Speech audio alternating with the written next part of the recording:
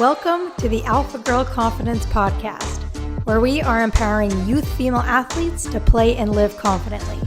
My name is Shay Haddo, and each week I will bring you new episodes to teach you the strategies and tools that you need in order to live a confident, empowered life both on and off the playing field. Hey guys, what's up? And welcome back to the show. It's December 1st. I can't believe we are only 1 month away from the start of 2022. And today is a special episode because if you're watching on YouTube, you can see that I chopped all of my hair off. So the title of today's episode is Lessons I've Learned from Chopping All of My Hair Off and how you can apply these lessons to your life. So yes, I chopped all my hair off. So if you're if you're listening on Spotify or on iTunes, head over to YouTube if you want to see the fresh new cut. It's been a transition. I got a cut exactly a week ago, so it's brand new. But yes, let's get into these lessons. And I know you're probably thinking like, all right, Shay, what could you possibly learn from like chopping your hair off? Well, I'll tell you. I have had the same long, thick hair my entire life. And my identity has largely been wrapped up. I didn't know this. This is one of the lessons, but I didn't know this until I totally chopped it off. And one of the reasons that I chopped it off is number one, I didn't fully feel myself with my long hair. Hence why I always wore my hair up in a bun, right? Like, you've probably never seen a podcast with me with my hair down. So I always wore it up, right? So that's one reason why I cut it. Another reason was because I really wanted to see, it was kind of a test or an experiment. I love experimenting. I kind of wanted to see if I really didn't care what other people thought of me. Like, I know for the most part, I don't, but I was like, this is going to be a great test for me to really see if I really don't care what people think of me. So those are a few reasons why I chopped all my hair off. And I can say a little side note that showers are so much more fun. Like, it's so incredibly convenient to have short hair. So let's get into the lessons I've learned from chopping off all of my hair. So lesson number one, and I kind of just touched on this, but my first lesson was how much my identity was wrapped up in my hair, and specifically like how I look, just my body, right? My human body, how much my identity as a person was wrapped up in that, right? Like I said, my whole life, it's been long. It's been, I have really thick hair. People have always noticed my hair. And so that was something that I could always attribute people liking me because of how my hair looked. And so when I chopped it off, I knew that completely was gone. It was almost like I was taking off a mask, almost like I was revealing the true version of Shay when I cut my hair off. And so I learned that I am not my hair. I am not my body. I am so much more than what you see just looking at me. So much more. And I want you to also take this lesson and know whether you love your hair, you hate your hair, you like your body, you don't like your body, you are not your body. You are not your body at all. You are just you, right? Your body is like, is the vehicle, is what you're here on this earth with this body, but you are not your body. So you have to learn to love your body, right? Yes, you have to learn to love it, but also don't get so wrapped up in your identity as like you. So here's an example, right? If you have the identity that, like, let's say you don't like your weight, right? Let's use that because that's a big thing with girls, right? You don't like your weight. And so if your identity is wrapped up in your weight, then you're always going to not like yourself as long as you don't like your weight. But if you can learn to love yourself, then all the outside stuff doesn't really matter. And so that's what I learned is like, and it's still been a transition for me, is that like like I said, it was almost like I removed this mask. And do I still love myself even though I don't have my long, beautiful hair? I do. And so that was a really good lesson for me. And there was a couple times looking in the mirror, I'm like, oh man, I don't know if I like it. Like, I know people are going to think a certain way of it. but I still do love myself because I know that my identity isn't wrapped up in how I look on the outside.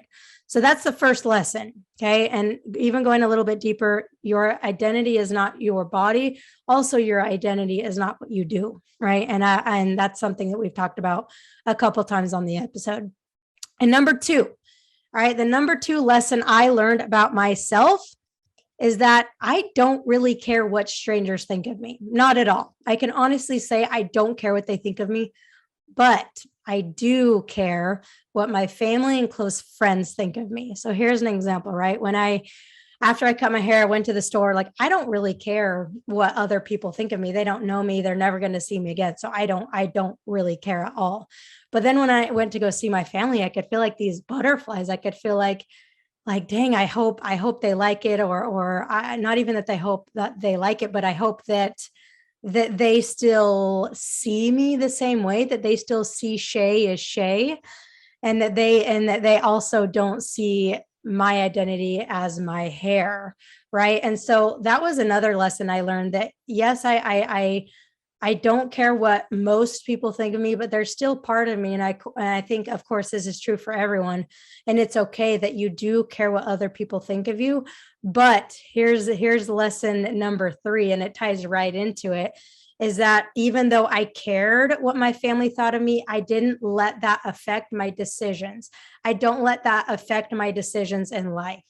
So lesson number three is to do what you want to do, even if other people disagree with you. Do what you want to do, live your life how you want to live it, even if other people disagree with you. So I can honestly count on 0 hands how many people wanted me to cut my hair. Actually, 1 hand. I'll say my sister, she was like, she really helped me and gave me the confidence and the courage to do it. But everyone else was like, no. My mom cuts my hair. And so my mom, of course, was like, please don't cut your hair. My wife was like, please don't cut your hair. I didn't even tell her. So that's another thing. I just did it. All of the people that were the hairstylists that were working in the salon when my mom cut my hair, all of them said, no, don't cut it. Like, your hair's too beautiful. Don't cut it. Right. And so, but I knew, like, deep in my heart and in my gut, that I wanted to cut it. So I went against the grain. I went against what my mom wanted, what my wife wanted, what my family wanted. And those are the most important people to me in my life, is my wife and my mom. Right. And so even though they told me no, I knew in my heart that if I really wanted to do something, that I needed to do it, that was staying true to myself and living authentic to me, as opposed to just doing what other people wanted me to do. So that's a huge lesson. And I think probably the most important lesson that I got out of this, and that I want you to get out of this, is that if you want to do something with your life, and other people are disagreeing with you, or other people are discouraging you, you have to cancel out that noise, and you have to listen to your gut. You have to listen to yourself, because nobody knows you better than yourself. Nobody can make decisions for you other than yourself. You have to be the one to run your life. Don't let anybody else change how you live your life. Right? If it's authentic to you, then that's the right way to live your life. So don't ever live a life that's not true to you just to please other people. Right? It would have been a heck of a lot easier for me to keep my hair long, because then, I wouldn't have had to have these tough conversations. I wouldn't have had to have these nerves. I wouldn't have had to have these feelings of, what is my family going to think of me? So that would have been a lot easier. Right? But easier isn't always better. It took a lot more courage from me to chop my hair off than to be afraid of what other people thought of me. So that is lesson number 3, is do what you want to do, even if it goes against the grain of what society tells you or what your family tells you. And number 4, last one, I could probably take a lot more lessons from this, but we'll keep it to 4. Number 4 is you'll never know unless you try, and to not ever let fear stop you.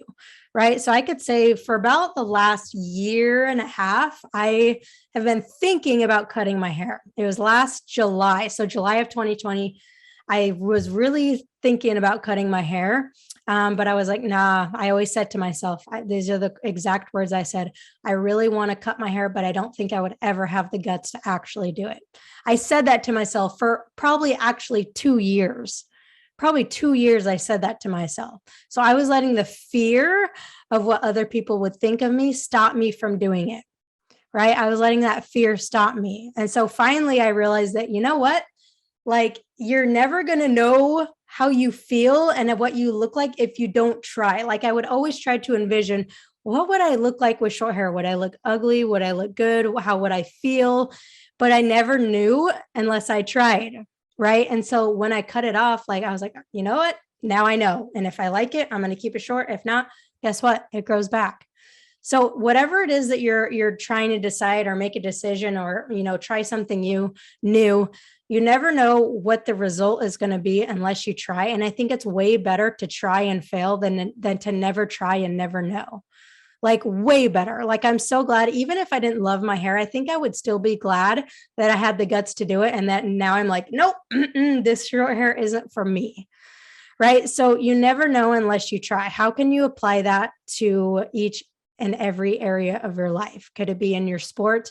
You never know if you're going to be able to do the move unless you try. You never know, if you talk to that college coach, you never know if that coach is going to want to have you on their team. You never know unless you try. So what areas of your life can you apply these lessons? So let's go through them again. I really want you to think for yourself, because this isn't just about my hair. Like, that's like the premise of it, but it's really not about my hair. This is about life lessons I learned from cutting my hair that can apply to your life. So number one is identity.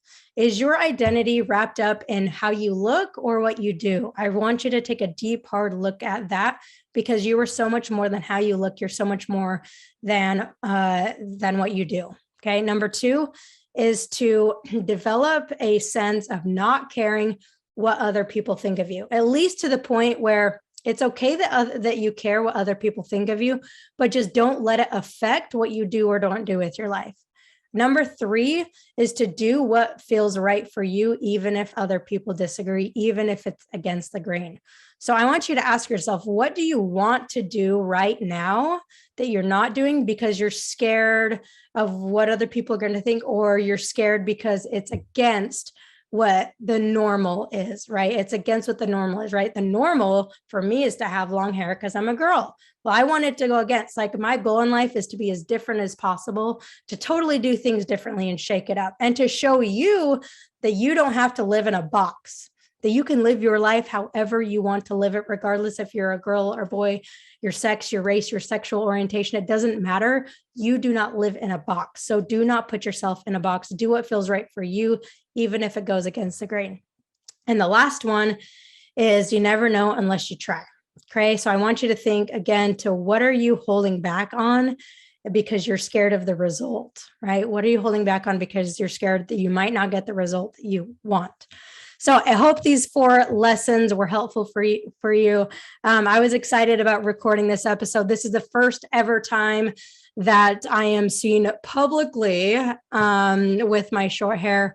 So it's pretty exciting for me. It's funny because as I was cutting my hair and as we were going through the process, I was thinking, like, oh no, like, okay, I'll be okay with my family. I'll be okay with strangers, but like, oh no, what about podcasts, and what about videos, and what about, coaching calls and all that? Like, oh, that's going to be really scary. And I really was genuinely nervous while getting my haircut. Like, I had anxiety while I was getting my haircut. Number one, because I was just nervous about the process, but also because I was nervous about like being public and like doing videos and podcasts for the first time with my short hair. But now I'm like, I'm not nervous at all. Like, I'm digging it. And as long as I like it, and as long as I'm confident in myself and feel good about myself, I don't need other people to like it. I really don't.